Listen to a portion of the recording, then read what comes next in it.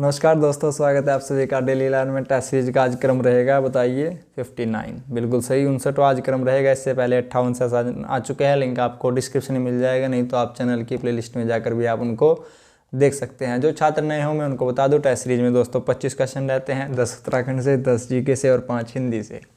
यहाँ पर technical team के जो मेंबर हैं वो बहुत ही हंसाने की कोशिश कर रहे हैं, तो आप भी हंसते रहिए दोस्तों। मात्र 10 से 15 मिनट का हमारा सेशन होगा, बहुत ही महत्वपूर्ण तथ्यों पर विचार करेंगे, आप भी देखिएगा। और एक करंट अफेयर का सेशन होता है 10 मिनट का। कुल मिला के हमारा 25 से 30 मिनट का सेशन होता है। अगर आप डेली बेसिस पर इन दोनों सेशन से जुड़े हैं तो आपको आगामी किसी भी परीक्षा में उत्तराखंड से संबंधित आपको काफ़ी लाभ मिलेगा। शुरू करते हैं दोस्तों बिना किसी देरी के, क्योंकि डेली 11 यानी कि समय ही सब कुछ है। पहला क्वेश्चन आपके सामने दोस्तों उत्तराखंड से, सरल प्रश्न है, काफ़ी देखेंगे, कभी कभी सरल प्रश्न ही नहीं हो पाते। पर्वतीय स्थल को पहाड़ों की रानी कहा जाता है दोस्तों, बताइए। ऑप्शन ए अपने मन में टिक कीजिएगा, रानीखेत, चकराता, नैनीताल, इनमें से कोई नहीं। करेक्ट आंसर यहाँ पर होगा चकराता को ही पहाड़ों की रानी कहा जाता है। आप इसको ऐसे याद रख सकते हैं कि पहाड़ों पर जाने से क्या आते हैं, चक्कर आते हैं, तो चकराता। ठीक है, जिनको ट्रिक पसंद आई हो और स्माइल भी आई हो तो लाइक कीजिएगा कि सर हाँ मज़ा आया। ठीक है, नेक्स्ट क्वेश्चन हमारा मंदिर और जिलों से है दोस्तों यहाँ पर एक तथ्य और जान लीजिए। यहाँ पर देखिएगा रानी खेत लिखा है, मैंने आपको बताया अगर कहीं पर खेत लिखा हो तो अल्मोड़ा, कहीं पर बाग लिखा हो रानी बाग तो नैनीताल। एक एक्सेप्शनल केस है, अगर क्वेश्चन हो नैन बाग कहाँ पर है तो वो एकमात्र ऐसा है जो टिहरी में होगा, नहीं तो बाग नैनीताल, खेत टिहरी। नेक्स्ट खेत अल्मोड़ा, बाग नैनीताल, खेत अल्मोड़ा, नैन बाग टिहरी। मंदिर और जिला सम्मिलित करने हैं केदारनाथ, बताइए। बिल्कुल सही, रुद्रप्रयाग। नैना देवी नैनीताल, गोलू देवता न्याय के देवता अल्मोड़ा, मनसा देवी हरिद्वार। इस दृष्टि से हमारा करेक्ट आंसर हो जाएगा 4 3 2 1। देखेंगे कहाँ पर सही है, ऑप्शन सी आप यहाँ पर देख पा रहे हैं, 4 3 2 1 करेक्ट होगा। आगे बढ़ेंगे दोस्तों। भारतीय सुदूर संवेदी संस्थान कहाँ स्थित है, यानी कि IRRS,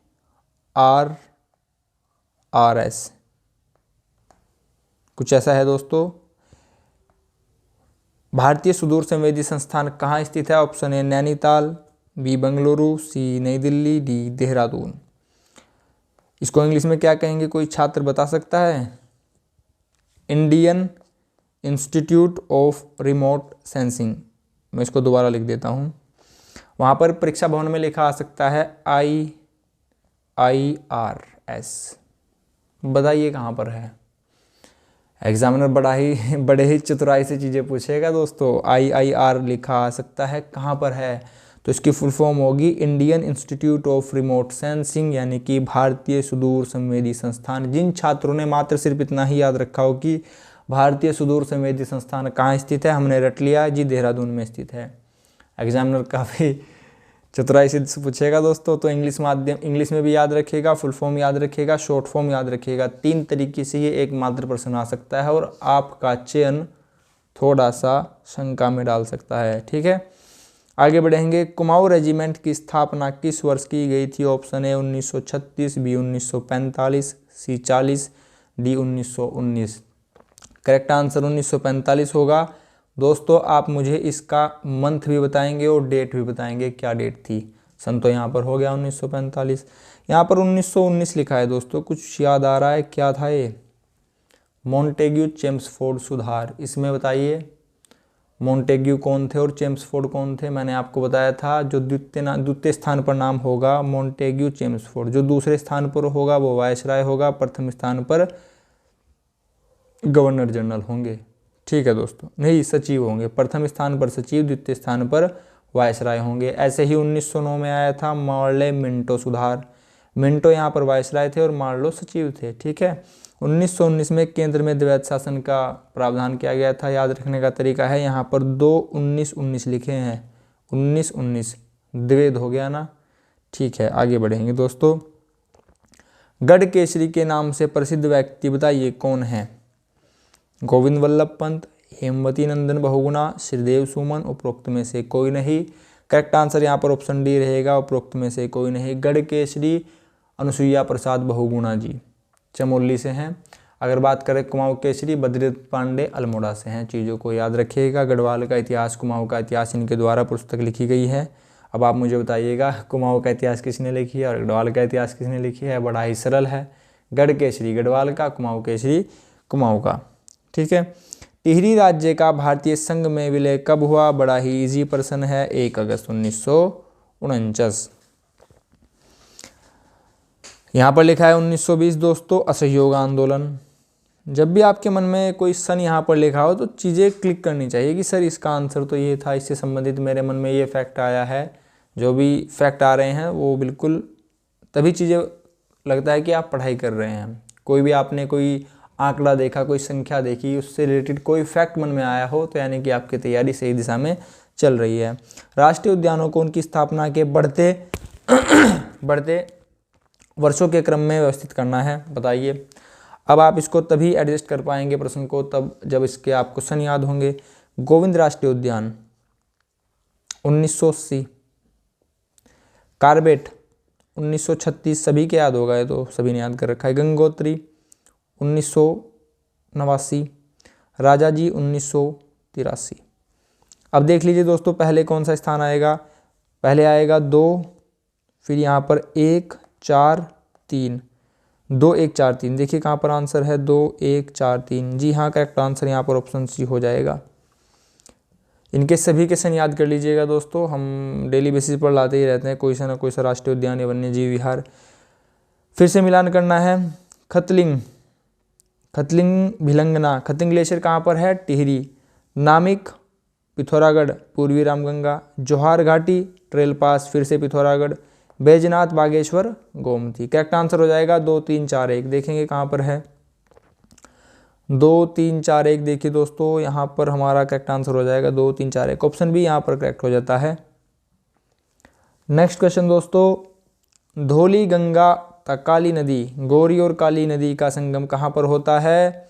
धारचूला, तिजांग, खेला, इनमें से कोई नहीं। करेक्ट आंसर हमारा यहाँ पर होगा इनमें से कोई नहीं, क्योंकि इनका संगम कहाँ पर होता है, पिथौरागढ़ के जोलजीबी। जी हाँ, बिल्कुल सही, पिथौरागढ़ के जोलजीबी। पिथौरागढ़ की स्थापना 24 फरवरी 1960। क्षेत्रफल 7090। सबसे लंबी अंतर्राष्ट्रीय सीमा है। पूर्व में नेपाल, उत्तर में चाइना, तिब्बत। काफ़ी बार चीज़ें आ चुकी हैं, काफ़ी बार आ चुकी हैं। निम्नलिखित में से को पंच प्रयाग में सम्मिलित नहीं है। नहीं को बड़े ध्यान से देखिएगा क्योंकि ये काफ़ी नुकसान कराएगा।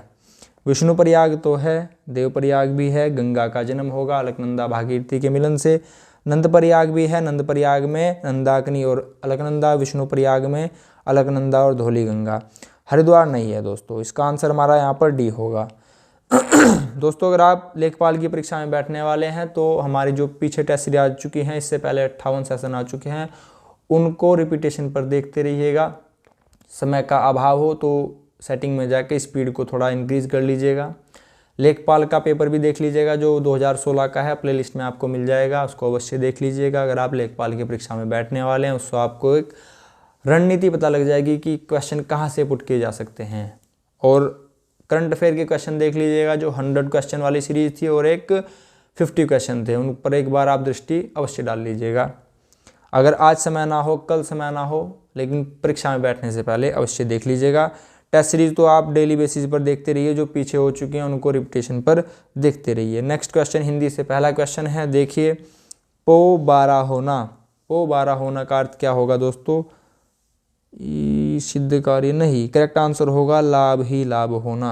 अगर आपका मेरिट में स्थान आ जाता है तो आपके तो पो 12 हो जाएंगे लाभ ही लाभ हो जाएगा। शैतान की आंत होना, इसके आंसर दोस्तों यहाँ पर दो हो सकते हैं। अत्यंत धूर्त व्यक्ति भी सही है और यहाँ पर बहुत लंबी वस्तु होना भी सही है। यहाँ पर मैं आपको अगर मैं बताऊं कि प्राथमिकता किसे दी जाएगी मेरे विचार में, तो यहाँ पर अत्यंत धूर्त व्यक्ति होना को आप प्राथमिकता दे सकते हैं, नहीं तो आपको जो आंसर उचित लगे आप उसको टिक कर लीजिएगा। अत्यंत धूर्त व्यक्ति, बहुत लंबी वस्तु होना। आगे बढ़ेंगे दोस्तों, आधा तीतर आधा बटेर होना। आप इसको अगर पढ़ेंगे ध्यान से आप समझ जाएंगे आंसर क्या है। आधा तीतर आधा बटेर होना यानी कि बेमेल तथा बेढंगा होना। नेक्स्ट क्वेश्चन हमारा अंगूठा दिखाना। अंगूठा दिखाना यानी कि इनकार कर देना, इनकार कर देना, अंगूठा दिखाना। जैसे मैं आपसे डेली बेसिस पर बोलता हूँ कि प्लीज़ आप 10 सेकंड का समय लगाकर चैनल को शेयर कर दीजिएगा, लेकिन कुछ छात्र हैं कि नहीं सर हम तो आपको अंगूठा ही दिखाएंगे, हम शेयर नहीं करेंगे।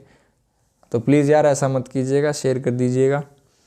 नेक्स्ट क्वेश्चन, दांतों तले उंगली दबाना। जी हाँ, दांतों तले उंगली दबाना। जब हमारे चैनल से 61 क्वेश्चन आए हैं तो जो हमारे कंपटीटर हैं उन्होंने क्या किया, दांतों तले उंगली दबा ली। यानी कि वो क्या हो गए, काफ़ी हैरान हुए कि 61 क्वेश्चन कैसे आ सकते हैं डेली 11 से। जिन छात्रों को विश्वास ना हो प्लेलिस्ट में जाकर देख लीजिएगा, 58 क्वेश्चन वाला कुछ थंबनेल होगा, उसको अवश्य देख लीजिएगा। और अगर आप चाहें तो उसको शेयर भी कर सकते हैं, ये आपकी ओर से काफ़ी बड़ी हेल्प होगी। जीके से पहला क्वेश्चन है दोस्तों, देखिए, बुक्सा टाइगर प्रोजेक्ट भारत के किस प्रदेश में संबंधित है। जिस छात्र ने करंट अफेयर की डेली बेसिस पर लेते होंगे और वहाँ पर अगर ओडिशा का हमने जब भी मैप लिया होगा, मैंने हमेशा बताया होगा बुक्सा टाइगर रिजर्व कहाँ पर है, ओडिशा नहीं दोस्तों, पश्चिम बंगाल। बुक्सा टाइगर रिजर्व कहाँ पर है, पश्चिम बंगाल। ओडिशा में तो चिल्का लेक है। पश्चिम बंगाल, राजधानी कोलकाता, मुख्यमंत्री ममता बनर्जी। मध्य प्रदेश, राजधानी भोपाल, मुख्यमंत्री शिवराज सिंह चौहान। राजस्थान, राजधानी जयपुर पिंक सिटी, मुख्यमंत्री अशोक गहलोत जी। आगे बढ़ेंगे दोस्तों, भारत के राष्ट्रपति चुनाव में कौन सा से केंद्र शासित प्रदेश भाग लेते हैं। तो यह आपको मैंने बताया था दोस्तों, दिल्ली पौंडीचेरी दोनों, या सभी केंद्र शासित प्रदेश, या कोई भी नहीं। दोस्तों मैंने आपसे बताया था दिल्ली और पुदुचेरी ही 8 केंद्र शासित प्रदेशों में ऐसे हैं जो राष्ट्रपति जी के चुनाव में भाग लेते हैं, बाकी और कोई नहीं लेता है। अगर आप बात करते हैं राष्ट्रपति और उपराष्ट्रपति की, राष्ट्रपति के चुनाव में दोस्तों लोकसभा, राज्यसभा और विधानसभा के निर्वाचित सदस्य ही भाग लेते हैं, इसको याद रखिएगा। और यहाँ पर दिल्ली और पौंडीचेरी को जोड़ लीजिएगा। अब बात करते हैं दोस्तों उपराष्ट्रपति। उपराष्ट्रपति के निर्वाचन में सिर्फ लोकसभा और राज्यसभा के सभी सदस्य भाग लेंगे, निर्वाचित प्लस मनोनीत।